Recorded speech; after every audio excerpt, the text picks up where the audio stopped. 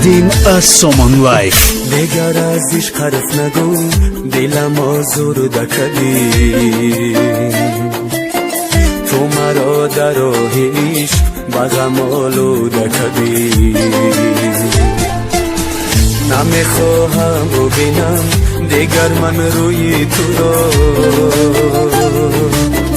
تو خیانت کردی و دلم پژمرده کردی. نمک را در زخم دلم چاشیدی. از من پنهانی با دیگر یاد شدی.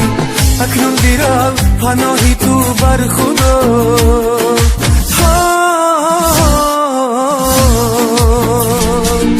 صد حیفا که یارم به وفا شدی.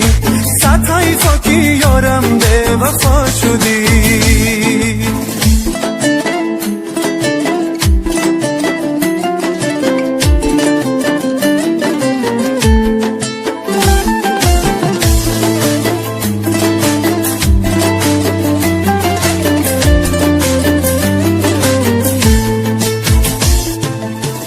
ندارم طاقتی در خدایا صبرم بیده.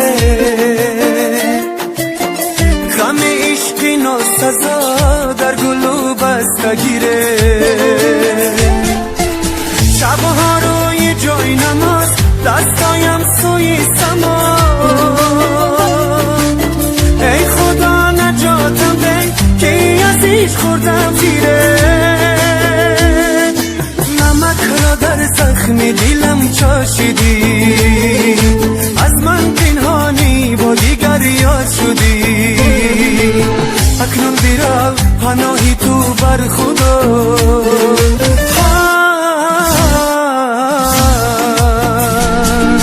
صد حیفا که یارم به وفا شدی. صد حیفا که یارم به وفا شدی.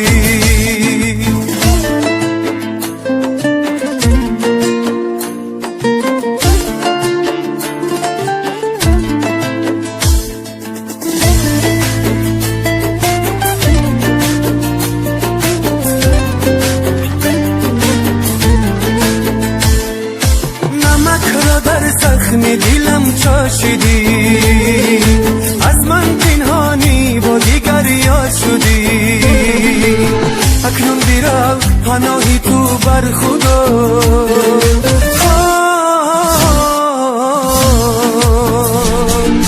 صد حیفا که یارم به وفا شدی. صد حیفا که یارم به وفا شدی.